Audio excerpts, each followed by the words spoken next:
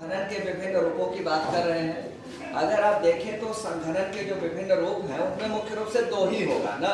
बड़े स्तर पर अगर आप देखते हैं तो संघनन के रूप दो ही होंगे। एक तो बादल हो गया, विभिन्न प्रकार के बादल, और दूसरा हो गया कोहरा। अब कोहरे के ही रूप हो जाते हैं कुहासा, धुंध, धूम्र कोहरा, धूम्र कुहासा। एक तरह से देखा जाए तो ये कोहरे के ही रूप है। और बादल क्या है? बादल जनरली सामान्यतः उच्च स्तरीय संघनन को बादल कहते हैं। लेकिन और आप डेप्थ में पढ़ते हैं और डिटेल में पढ़ते हैं तो कोहरे की भी जब परिभाषा आप पढ़ते हैं ना, तो जो बड़े विद्वान हैं, जो स्तरीय किताबें हैं, उसमें कोहरे की परिभाषा उसका होता है। कोहरे की परिभाषा में भी यही कहा जाता है, कोहरे को स्तरीय बादल कहा जाता है। धरातल के निकट पाए जाने वाले स्तरीय बादल जिनसे दृश्यता बहुत कम हो जाती है। कोहरे की भी डेफिनेशन में ये बताया गया है, अर्थात कोहरे को भी बादल का रूप। तो एक तरह से संघनन से क्या बनता है? आप कह सकते हैं संघनन से बादल बनेगा। बस एक शब्द में अगर कोई बताए कि संघनन के विभिन्न रूप क्या है, कहिए संघनन का रूप क्या है? संघनन का रूप क्या है? तो बादल। अब संघनन के रूप क्या है? बादल तथा कोहरा के रूप क्या है? फॉर्म्स पूछ रहा है तो बादल तथा कोहरा। और डेप्थ में पूछ रहे हैं तो आप कह सकते हैं निम्न स्तरीय संघनन और उच्च स्तरीय संघनन। उच्च स्तरीय संघनन में विभिन्न प्रकार के बादल और निम्न स्तरीय संघनन में कोहरा, कुहासा, धुंध, धूम्र कोहरा, धूम्र कुहासा, ये सब पाला, तुषार, ओस, ये सब भी निम्न स्तरीय संघनन। पाला है, पाला या तुषार है, फ्रॉस्ट, कोहरा है, ओस है, डेव है, ये सब भी निम्न स्तरीय संघनन के रूप है। और उच्च स्तरीय संघनन में क्या हो जाता है? विभिन्न प्रकार के बादल। तो अगर आप देखें तो जब कोहरे को भी निम्न स्तरीय बादल मान रहे हैं, कोहरे को भी जब सी फैमिली का बादल मान रहे हैं, स्तरीय बादल मान रहे हैं कोहरे को, तो उसका मतलब फिर बचेगा क्या इसमें? निम्न स्तरीय संघनन में, निम्न स्तरीय संघनन में केवल पाला या तुषार और ओस बचेगा ना। पाला या तुषार और ओस, फ्रॉस्ट और डेव केवल बचेगा। अगर हम लोग कोहरा और कोहरे के जो विभिन्न रूप हैं इनको स्तरीय बादल का एक प्रकार मान लेते हैं, तब निम्न स्तरीय संघनन में क्या बताएंगे? केवल ओस बताएंगे और पाला या तुषार, डेव और फ्रॉस्ट बताएंगे। और सब हो जाएगा जो बादल में आ जाएगा, सब बादल। लेकिन जनरली जब हम लोग उच्च स्तरीय संघनन की बात करते हैं तो उसमें ऐसे बादलों को सम्मिलित करते हैं जिनका निर्माण धरातल से सामान्यतः 200 मीटर या उससे अधिक ऊंचाई पर होता है। धरातल से निम्न स्तरीय जब हम लोग उच्च स्तरीय संघनन की बात करेंगे तो उसके अंतर्गत ऐसे बादलों को सम्मिलित किया जाता है जिनका फॉर्मेशन, जिनका निर्माण धरातल से 200 मीटर से प्रारंभ होता है। तो इसमें फिर क्या होता है कि जो 1932 में 1932 में अंतर्राष्ट्रीय मौसम विज्ञान विभाग ने बादलों का जो वर्गीकरण किया है, उसके अनुसार अंतर्राष्ट्रीय मौसम विज्ञान विभाग ने बादलों को 4 फैमिलीज एंड 10 जनरा न 4 कुल और 10 वंश में विभाजित किया है। किसने? अंतर्राष्ट्रीय मौसम विज्ञान विभाग, इंटरनेशनल मेटीरियोलॉजिकल ऑर्गेनाइजेशन। तो इंटरनेशनल वर्ल्ड मेटीरियोलॉजिकल ऑर्गेनाइजेशन। तो इसमें क्या हो गया? इसमें बादलों की जो 4 फैमिली है उसमें देखिए जो सी फैमिली बादल है जो धरातल से 200 मीटर की ऊंचाई से शुरू होकर 200 मीटर की ऊंचाई से शुरू होकर 2 किलोमीटर की ऊंचाई के मध्य जो बादल मिलते हैं उन्हें हम लोग सी फैमिली क्लाउड्स कहते हैं। इनमें स्तरीय बादल हो जाएगा, स्ट्रेटस क्लाउड स्तरीय बादल, और फिर दूसरा हो जाता है निम्बो स्ट्रेटस, वर्षा स्तरीय। निम्बो स्ट्रेटस कहिए या स्ट्रेटोनिम्बस कहिए, वर्षा स्तरीय या स्तरीय वर्षा दोनों बोल सकते हैं, वर्षा स्तरीय या स्तरीय वर्षा। उसके ऊपर क्या हो जाएगा? स्तरीय कपासी या कपासी स्तरीय, क्यूमुलो स्ट्रेटस या स्ट्रेटोक्यूमुलस। ये सब सी फैमिली के बादल हो गए। अब इनमें देखिए क्या होता है कि ये 3 हो गया, ये 3 बादल सी फैमिली में, 2 बादल अल्टो स्ट्रेटस और अल्टो क्यूमुलस, उच्च स्तरीय और उच्च कपासी, ये बी फैमिली में हो गए। सी फैमिली में क्या हो गया?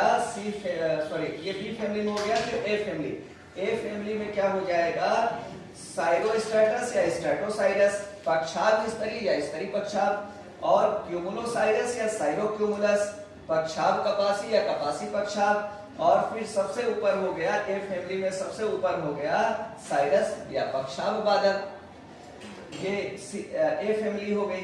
तो सी फैमिली में 3, ए फैमिली में 3 और बी फैमिली में 2, कितना हो गया 3 3 6 2 8। और जो डी फैमिली है इसमें दो वंश है, बादलों के 2 जेनरा है, एक है कपासी क्यूमुलस और दूसरा है निम्बो क्यूमुलस, वर्षा कपासी। निम्बो क्यूमुलस या क्यूमुलोनिम्बस दोनों बोल सकते हैं, निम्बो क्यूमुलस या क्यूमुलोनिम्बस, वर्षा कपासी या कपासी वर्षा, या कहीं वर्षी कपासी भी मिलेगा आपको, कपासी वर्षा या वर्षा कपासी या वर्षी कपासी, निम्बो क्यूमुलस या क्यूमुलोनिम्बस क्लाउड। ये 8 तो 10 हो गए। यही बादलों के 10 जनरा और 4 फैमिली अंतर्राष्ट्रीय मौसम विज्ञान विभाग ने दिया है। इसके अलावा आपको एक्स्ट्रा बहुत डिटेल नहीं पड़ता है। अब इसमें देखिए जो स्ट्रैटस क्लाउड्स हैं, स्तरी बादल, ये कैसे बादल होते हैं, धरातल के निकट पाए जाने वाले बादल होते हैं स्तरी बादल, धरातल के निकट पाए जाने वाले बादल होते हैं। स्तरी बादल ज्यादा करके टेम्परेट बेल्ट्स में बनते हैं, शीतोष्ण कटिबंधों में स्तरी बादलों का निर्माण होता है।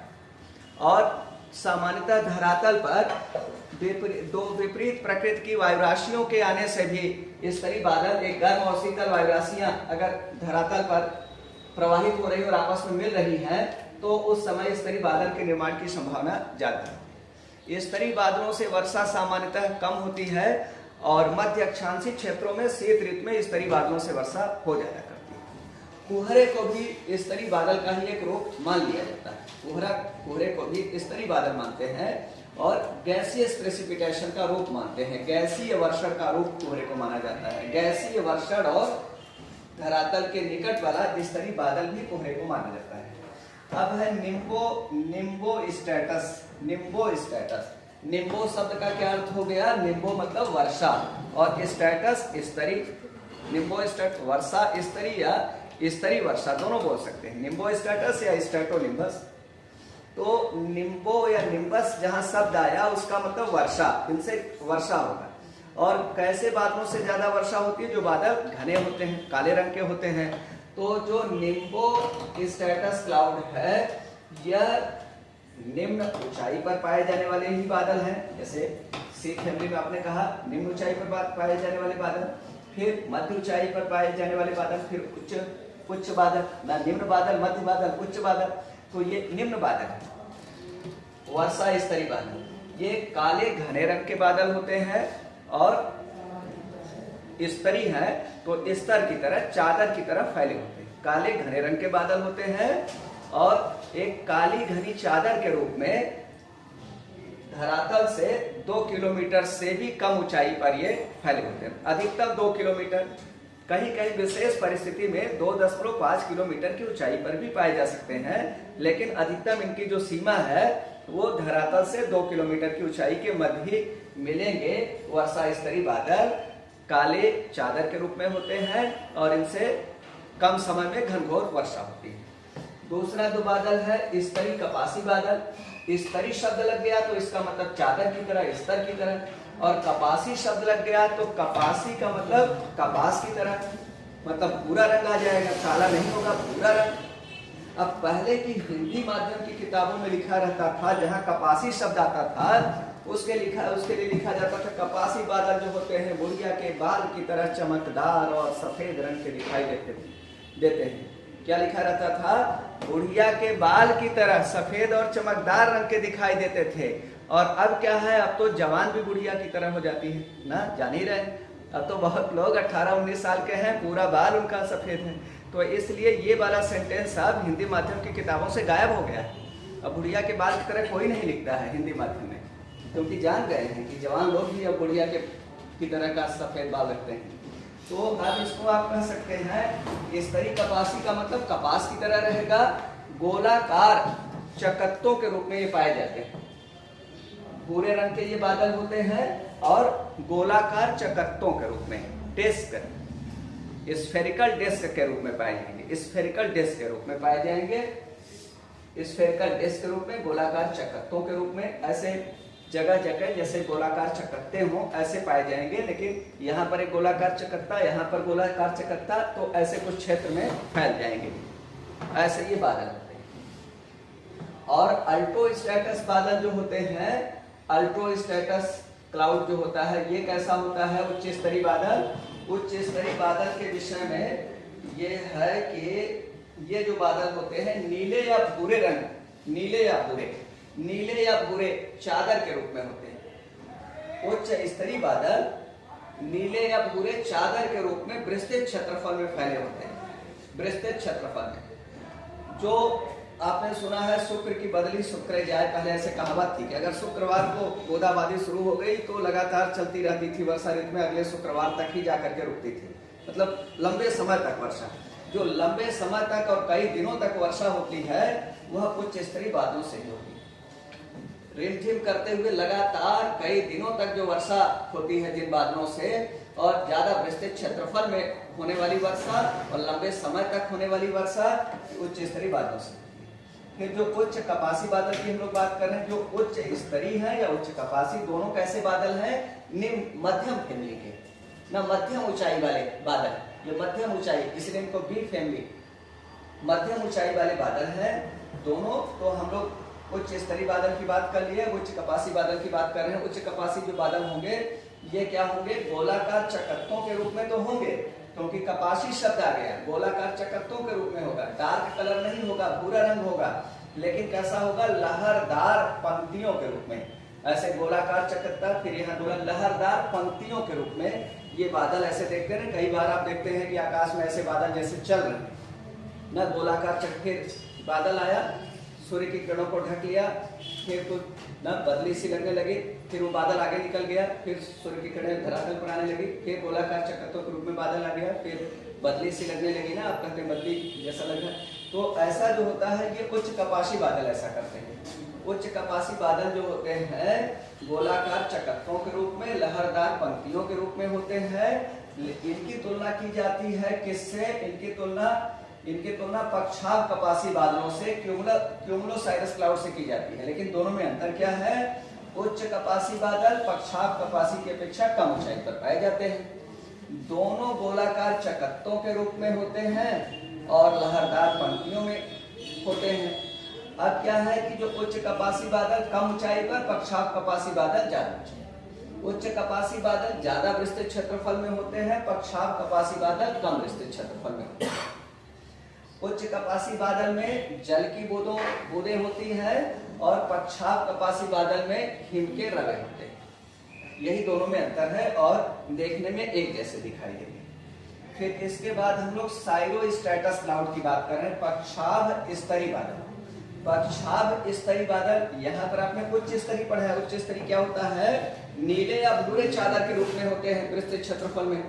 लेकिन जो पक्षाभ स्तरीय है यह दुधिया चादर के रूप में, दुधिया चादर के रूप में विस्तृत क्षेत्रफल में फैले होते हैं।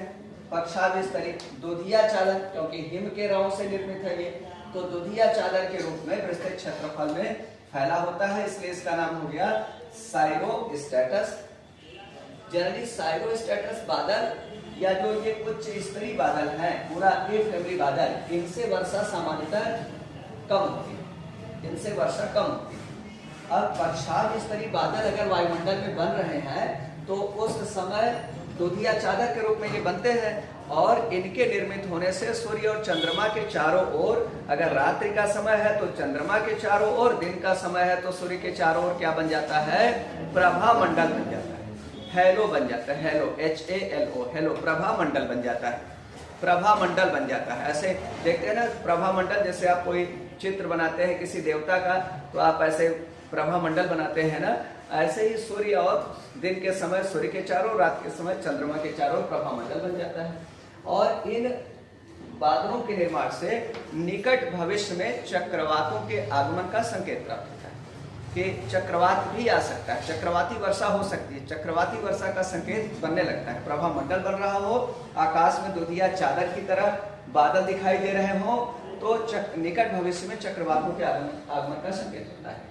पक्षाव कपासी बादल के बारे में आपने पढ़ा कि जो उच्च कपासी बादल है उसी की तरह पक्षाव कपासी बादल भी जो होते हैं ये गोलाकार चकत्तों के रूप में, लहरदार पंक्तियों के रूप में होते हैं, भूरे रंग के होते हैं। यहाँ पर ये थोड़ा भूरा होगा और ये वाला पक्षाव उच्च कपासी थोड़ा भूरा होगा, पक्षाव कपासी दुधिया रंग का होगा। और पक्षाव कपासी बादल से भी वर्षा कम होती है। लेकिन ये पक्षाव बादल है, साइरस क्लाउड्स या पक्षाव बादल, वर्षा करने वाले बादलों में सर्वाधिक ऊंचाई पर पाए जाने वाले बादल पक्षाव बादल। वर्षा करने वाले बादलों में सर्वाधिक ऊंचाई पर पाए जाने वाले बादल पक्षाव बादल होते हैं, सर्वाधिक ऊंचाई वाले। ए फैमिली का मतलब ज्यादा ऊंचाई पर पाए जाने वाले बादल हैं।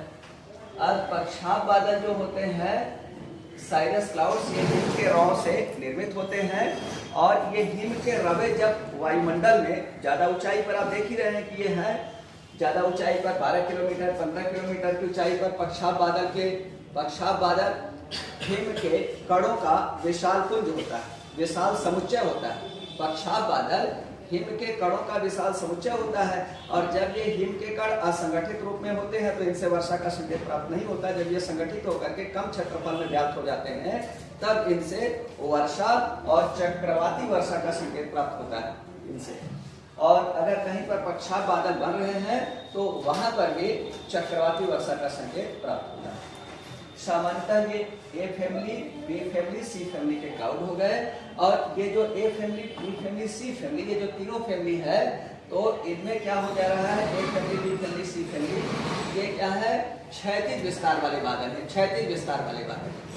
क्षैतिज विस्तार ज्यादा होता है, क्षैतिज विस्तार वाले बादल है। ए फैमिली सर्वाधिक ऊंचाई पर, बी फैमिली मध्यम ऊंचाई पर, सी फैमिली सबसे कम ऊंचाई। इनमें ऐसा भी होता है, ऐसा नहीं कि सबसे नीचे स्तरीय बादल होगा और वर्षा स्तरीय उसके ऊपर होगी। कई जगहों पर ऐसा हो सकता है कि वर्षा स्तरीय धरातल के काफी निकट बन गई और स्तरीय दूसरे जगह पर स्तरीय उससे ज्यादा ऊंचाई पर बन गई। बस ये है कि ये तीनों बादल जो स्तरीय निम्न फैमिली वाले हैं, इन तीनों में कहीं पर अलग अलग स्थानों पर इनकी ऊंचाई अलग अलग हो सकती है। इसीलिए किसी किताब में आप पढ़ेंगे स्तरीय सबसे नीचे लिखा है और निम्बो स्टेटस उसके ऊपर लिखा है। किसी किताब में निम्बो स्टेटस नीचे लिखा है, स्टेटस ऊपर लिखा है। तो इससे आप परेशान ना होइएगा, बस ये जानिए कि तीनों जो बादल हैं ये बस धरातल से 2 किलोमीटर के अंदर निर्मित होते हैं। ये जो दोनों बादल हैं अल्टो स्टेटस और अल्टो क्यूमुलस, ये 2 से 7 किलोमीटर की ऊंचाई के मध्य मिलेंगे। किसी स्थान पर मान लीजिए 3 किलोमीटर की ऊंचाई पर अल्टो क्यूमुलस निर्मित हो गया और 4 किलोमीटर की ऊंचाई पर अल्टो स्टेटस हो गया ना। तो ऐसा नहीं है कि अल्टो स्टेटस हर जगह पर नीचे ही रहेगा, अल्टो क्यूमुलस ऊपर ही रहेगा। बस 2 से 7 किलोमीटर की ऊंचाई के मध्य ये निर्मित होंगे। अलग अलग स्थानों पर इनकी ऊंचाई में अंतर आ सकता है। इसी तरह से ये उच्च फैमिली वाले या ए फैमिली के क्लाउड हो गए।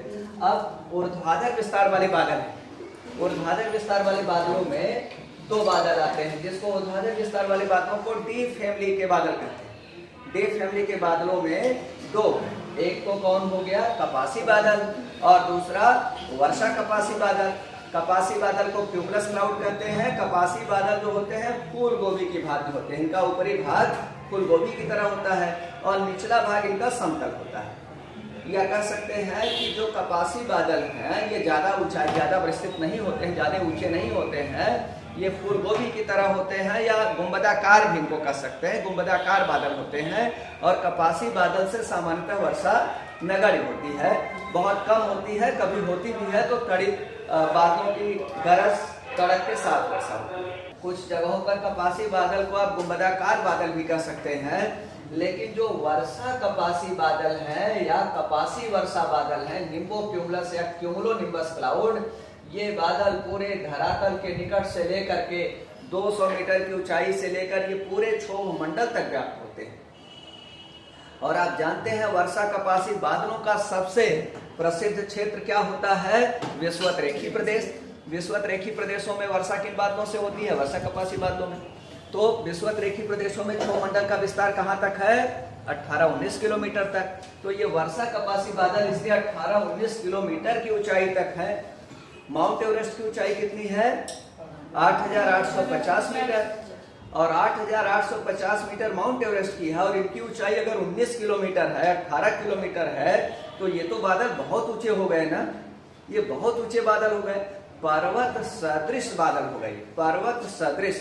वर्षा कपासी बादल को पर्वत सदृश बादल कहते हैं, पर्वतों की भांति होते हैं ये बादल। और धरातल से लेकर काफी ऊंचाई तक इनमें जलवाष्प और जल की नन्ही नन्ही बूंदें व्याप्त हैं। इनमें संघनन की प्रक्रिया बहुत फास्ट चलती है, संघनन बहुत तीव्र गति से होती है, तीव्र दर से होती है। तेजी से संघनन होने से क्या हो जाएगा, तेजी से संघनन होने से जो वाष्पन की गुप्त उष्मा है वो बाहर रिलीज होगी, मुक्त होगी, लेटेंट हीट जो होगी रिलीज होगी, और इस लेटेंट हीट के प्रभाव से अत्यधिक जो लेटेंट हीट निकलती है उससे जो जल के अणु है वो H+ और OH- आयन में ब्रेक हो जाते हैं। और ये जो आयन, जो OH आयन है ये बना लेती है, ये तो OH आयन ही रहेगा, और जो H+ आयन है वो बना लेती है H3O+ हाइड्रोनियम आयन ना, हाइड्रोनियम H2O से H2O के साथ जुड़ करके H3O हो जाती है, और फिर इसके बाद ये OH- आयन। अब ये दोनों आयन जल में घुल करके प्रवाहित होते हैं। तो आप जानते हैं कि विद्युत धारा का प्रवाह किधर, विद्युत धारा क्या है, आवेश के प्रवाह की दर को विद्युत धारा कहते हैं। इन आवेशित कणों का प्रवाह शुरू हो जाता है, अर्थात इसमें विद्युत धारा उत्पन्न हो जाती है। और ये विपरीत एक आप जानते हैं कि विद्युत धारा की दिशा किधर होगी, धन आवेश के प्रवाह की दिशा होगी। तो एक तो इधर विद्युत धारा बह रही है ऊपर से नीचे, और दूसरी नीचे से ऊपर, ये विपरीत डायरेक्शन में बह रही है, इसलिए तेज हवाओं का जब झोंका होता है तो आपस में टकराती है और तड़ित झंझा से युक्त वर्षा होती है। बादलों की गरज कड़क चमक के साथ, रेनफॉल विद थंडर स्टार, बादलों की गरज कड़क चमक के साथ जो कैट्स एंड डॉग्स रेन होती है वह किन बादलों से होती है, वर्षा कपासी बादलों से होती है।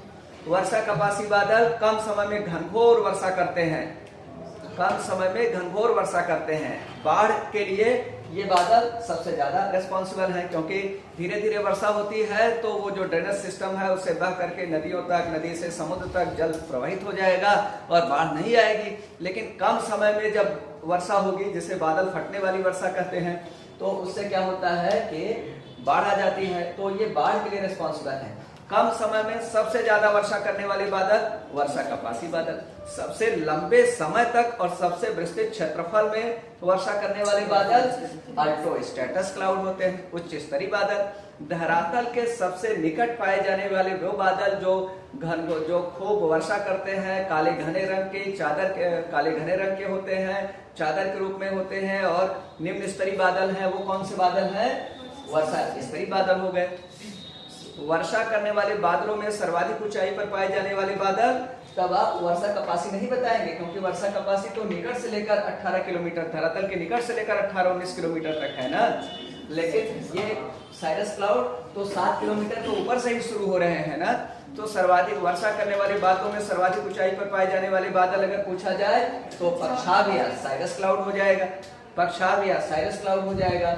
और पूछा जाए कि मुक्ताभ बादल क्या है, तो क्षोभ मंडल के बाहर निम्न समताप मंडल में पूरे वायुमंडल के जलवाष्प का 1% जलवाष्प निम्न समताप मंडल में होता है, लगभग 1% से भी कम। तो निम्न समताप मंडल में जब हिम के रवे निम्न समताप मंडल में जब डस्ट पार्टिकल्स कुछ पहुंच जाते हैं और जलवाष्प, तो वहां पर बादल बनते हैं जो मोती सदृश चमकते रहते हैं। सामान्यतः इन बादलों से वर्षा नहीं होती। ऐसे ही जो बादल होते हैं उन्हें मुक्ताभ बादल कहते हैं, मोती की तरह चमकते हुए बादल होते हैं, मुक्ताभ बादल कहते हैं। मुक्ताभ बादल मोती की तरह सफेद ना, सफेद मोती तो सफेद होता है, मोती की तरह चमकने वाले ये बादल होते हैं। इन बादलों से सामान्यतः वर्षा नहीं होती है। कुछ विद्वानों ने क्या किया है कि पक्षाभ बादल को ही कह दिया कि इसे मुक्ताभ बादल भी कहते हैं। ऐसा नहीं है, मुक्ताभ बादल लोअर स्ट्रेटोस्फीयर में बनते हैं, सामान्यतः इनसे वर्षा नहीं होती है, बस वायुमंडल में मोती सदृश चमकते रहते हैं। जबकि साइरस क्लाउड जो होते हैं इनसे वर्षा होती है, चक्रवाती वर्षा इनसे होती है साइरस क्लाउड से। वर्षा करने वाले बादलों में सर्वाधिक ऊंचाई पर पाए जाने वाले बादल पक्षाभ या साइरस हैं। और एक बादल और बनते हैं, वो होता है जो आपने पढ़ा है कि पूरे वायुमंडल का न्यूनतम तापमान कहाँ पर रिकॉर्ड किया जाता है, तो पूरे वायुमंडल का न्यूनतम तापमान रिकॉर्ड किया जाता है मेसोस्फीयर में, मध्यमंडल में मेसोस्फीयर में पूरे वायुमंडल का मिनिमम टेम्परेचर रिकॉर्ड किया जाता है। मध्यमंडल की बाहरी सीमा 80 किलोमीटर की ऊंचाई पर तापमान -80 डिग्री सेल्सियस से -110 डिग्री सेल्सियस के मध्य रहता है, -80 to -110। तो वही मध्यमंडल की ऊपरी सीमा के निकट यहाँ पर कुछ जलवाष्प भी होता है, नाइट्रोजन गैसें होती हैं, वो संघनित होकर बादल सदृश आभासी बादल बनता है, स्यूडो क्लाउड्स बनते हैं। स्यूडो क्लाउड्स आभासी बादल जिन्हें नाप्टोलुसेंट क्लाउड, जैसे लुसेंट किताब पढ़ने के बाद लगता है थोड़े में ही हिस्ट्री है, थोड़ा ही ज्योग्राफी है, इकोनॉमी है, पॉलिटी है, साइंस एंड टेक्नोलॉजी थोड़ा थोड़ा है, लुसेंट पढ़ जाएंगे और कंपटीशन निकाल लेंगे। लेकिन आप एक तरफ से पढ़ते हैं, दूसरी तरफ से आप भूलते चले जाते हैं क्योंकि कॉन्सेप्ट नहीं बन पाता है। उसी तरह से ये जो लुसेंट नाप्टोलुसेंट क्लाउड है, ये भी लगता तो है कि बादल है, इनसे वर्षा होगी, लेकिन इनसे वर्षा नहीं होती। ये स्यूडो क्लाउड्स होते हैं, आभासी बादल होते हैं। दूसरा जो टॉपिक है वो है कुहासा, कोहरा, पाला और ओस। इसको हम लोग कल डिस्कस करेंगे।